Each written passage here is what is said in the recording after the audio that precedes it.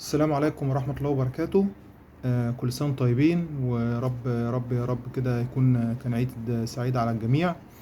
الفيديو بتاع النهاردة أنا هتكلم فيه عن إن شاء الله، يعني إن شاء الله النسخة الجاية من دوري الأبطال والكونفدرالية.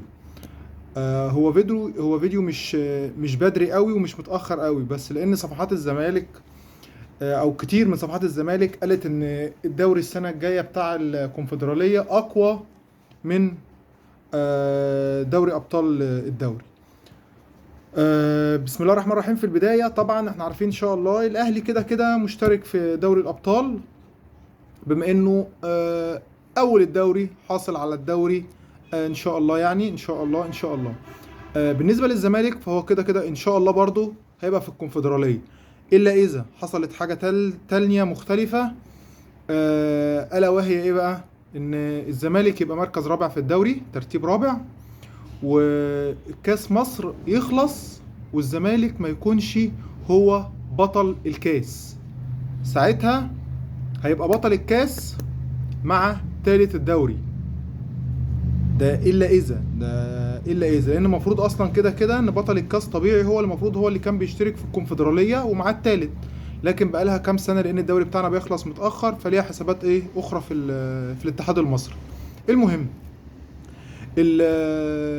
الترتيب بتاع الفرق بمصر طبعا احنا قلنا خلاص الاهلي والزمالك في الكونفدراليه. الاهلي مفروض هيبقى معاه مين دوت، لان في دوريات خلصت اللي هو زي الدوري التونسي والدوري المغربي.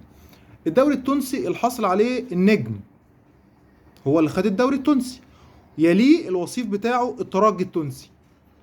طيب مين التالت ومين الرابع؟ التالت الافريقي والرابع الاتحاد المنستيري. التالت الافريقي والرابع الاتحاد المنستيري، لان صفحات الزمالك كانت قايله ان الترجي هيلعب فين؟ في الكونفدراليه، فكانوا بيقولوا ان الكونفدراليه هتبقى اقوى السنه الجايه. طيب يبقى النجم والترجي كده فين؟ في ابطال الدوري. ادي الدوري التونسي. الدوري المغربي، مين اللي خد الدوري المغربي؟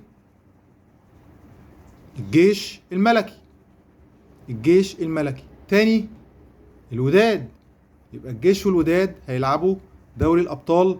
مين بقى خد التالت والرابع في المغرب؟ الفتح الرباطي واخد تالت، اولمبيك اسفي او اسفي واخد رابع. ادي فرقتين من المغرب. تقريبا اول مره اسمع عن اولمبيك اسفي دوت هيشترك في الكونفدراليه، اللي احنا بنسمعه فرق تانية، ولكن السنه دي الفرقتين دول. اما الدوري الجزائري اللي مفروض لسه ما خلصش، المفروض الدوري الجزائري اللي كان بيتلعب النهارده الاسبوع 26 ناقص 4 اسابيع على نهايه الدوري، ولكن مين متقدم في الدوري الجزائري؟ اول فريق او الفريق المتصدر شباب بلوزداد ومعاه 56 بونت. انا اعتقد ان شباب بلوزداد ضامن، مش هنقول له خد ده، انا بيتهيألي كمان انه واخد الدوري لانه 56 بونت. اللي بعديه مين؟ شباب قسطنطينه ومعاه 46 بونت وناقص 4 جولات على نهايه الدوري الجزائري. يبقى كده 4 جولات، 56 46 التاني، دول اللي ممكن يكونوا بنسبه كبيره ده شباب ايه؟ شباب قسطنطين. التالت والرابع والخامس، التالت المولوديه، والرابع وفاق سطيف، والخامس بطل الكونفدراليه اتحاد العاصمه. الخامس اتحاد العاصمه اللي هو بطل الكونفدراليه، وبكم نقطه؟ 39. اما المولوديه ووفاق سطيف معاهم 40 نقطه. 40 نقطه. يبقى شباب بلوزداد اللي كان مع الزمالك في المجموعه وخرجوا هيبقى مع الاهلي في بطوله دوري الابطال، واحتمال كبير شباب قسطنطين. في بقى يا اما المولوديه يا اما وفاق سطيف يا اما اتحاد الايه العاصمه. فرقتين من الثلاث فرق دول ان شاء الله هم اللي هيبقوا ايه؟ مع الزمالك. ادي دول شمال افريقيا اللي هيبقوا موجودين في الكونفدراليه واللي هيبقوا موجودين في دوري الابطال، عشان خاطر صفحات الزملكاويه اللي هتبدا بقى تقول من دلوقتي ان الكونفدراليه اقوى.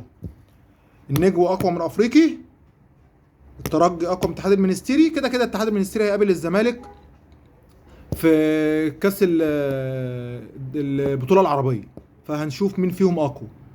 اما بقى في المغرب الجيش والوداد، في دوري الابطال الجيش والوداد. اما الزمالك هيبقى معاه الفتح واولمبيك اسفي او اسفي على حسب النطق بتاع المغاربه بقى.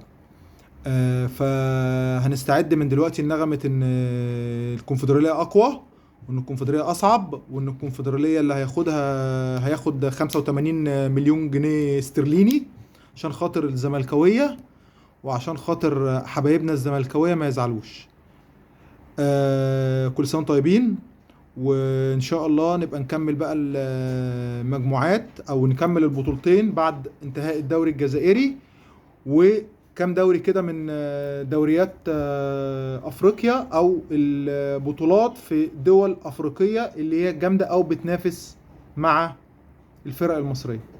كل سنة طيبين ومع الف الف سلامة.